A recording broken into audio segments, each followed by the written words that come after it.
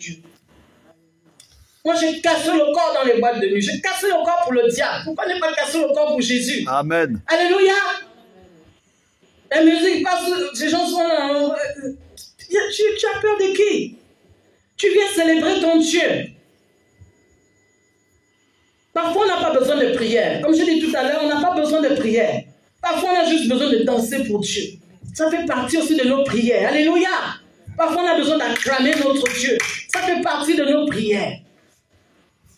Gloire à Dieu. Que le Seigneur soit béni. Nous sommes... je sais que vous allez...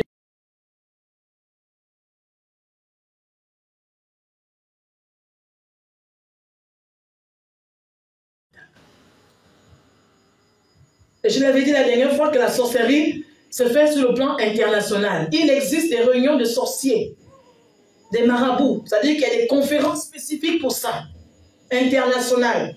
Pour ceux qui ont suivi, il y a un homme de Dieu camerounais qui est même décédé, qui faisait partie d'un des magiciens.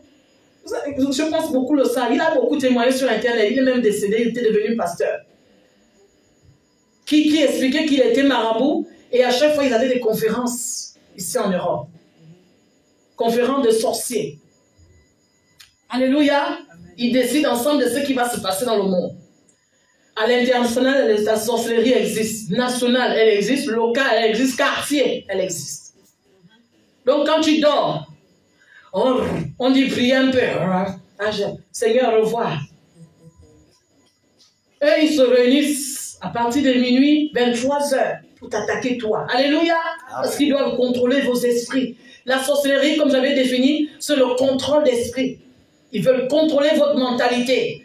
Quand tu vas habiter dans un quartier, tu vois maintenant que tu commences à avoir la mentalité de ce quartier. Ils ont déversé les démons qui agissent dans ce quartier. Alléluia. Gloire à Dieu. C'est important de s'intéresser à ces choses. Le sorcier peut être tout le monde. Tu vas t'associer. Tu vas te marier avec un homme ou une femme, tu ne cherches pas à savoir comment elle fonctionne, sa famille. Qui est ton père? Qui est sa mère? Alléluia. Moi, je ne vais pas cacher ça à l'évangile. Tu es venu marier là, ma famille là, sorcier. Mon grand-père, sorcier. Quand tu le regardais, mon grand-père, c'était le sorcier des sorciers. Hein? Tout le monde avait peur de lui au village. C'est fort pour eux. C'est aussi des signes que quelqu'un est sorcier. Ou quelqu'un a un esprit de sorcellerie. Alléluia. Parce que j'ai parlé que la sorcellerie est dans le sang.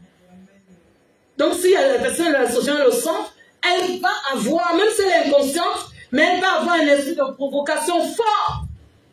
Qui va te pousser, même quand tu n'as pas envie de te mettre en colère, va te mettre en colère parce que son rôle. C'est ça aussi à quelqu'un qui a le sang de la sorcellerie autour de toi.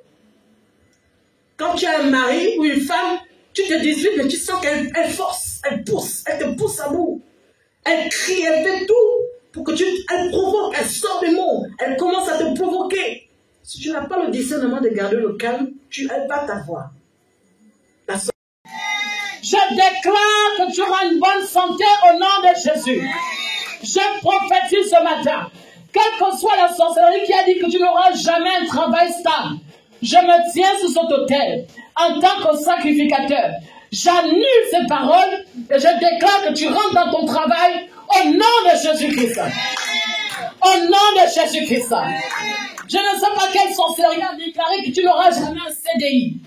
Et ce matin, j'appelle et j'établis le CDI dans ta vie. Amen. Au nom de Yeshua Mashiach.